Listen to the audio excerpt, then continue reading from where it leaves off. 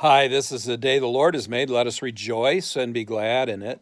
Our devotion for today is from the Gospel of Mark, the 9th chapter, verses 33 through 37, verse 33 and 34.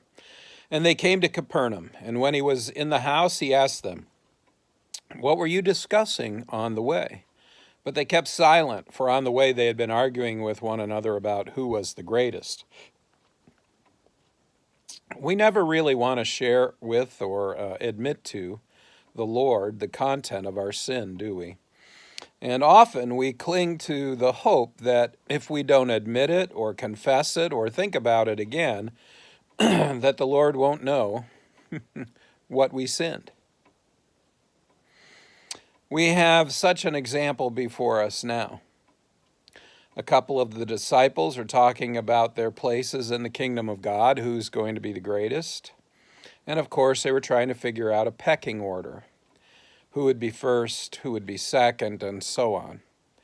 And Jesus asks them what they're talking about, and I picture him being out in front of the group, leading them to where they are going, and they're kind of hanging back a little bit while they're having this discussion. And maybe even James and John are near the back of the group, who knows. But the disciples become ashamed of what they've been discussing, and they remain silent to Jesus' question. They're hoping he didn't hear them, and they don't want to say anything so that, he'll never know then what they were talking about. Do you think the same way as these disciples? Do you think that Jesus hasn't heard you swear or say something bad about a coworker or family member or friend, or heard you plotting for your success over others? And so you're okay, your sin won't be discovered by the Lord?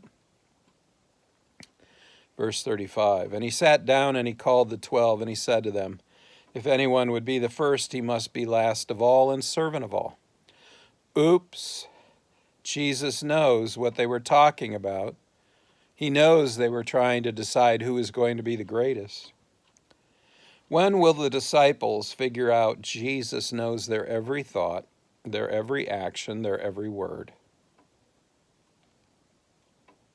Do you have that problem?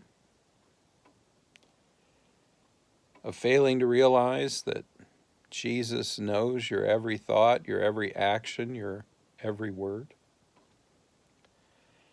Verse 36, and he took a child and he put him in the midst of them, and taking him in his arms, he said to them, whoever receives one such child in my name receives me, and whoever receives me receives not me, but him who sent me. So Jesus answers the question about who is the greatest in the kingdom of God. One who receives a child in Jesus' name receives Jesus. And whoever receives Jesus receives the one who sent him, God the Father.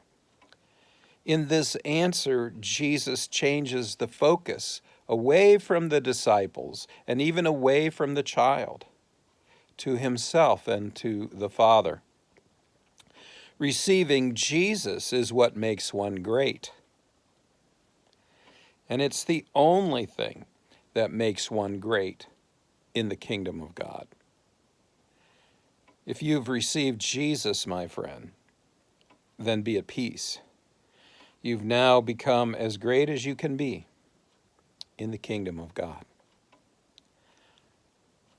Go in peace. Serve the Lord.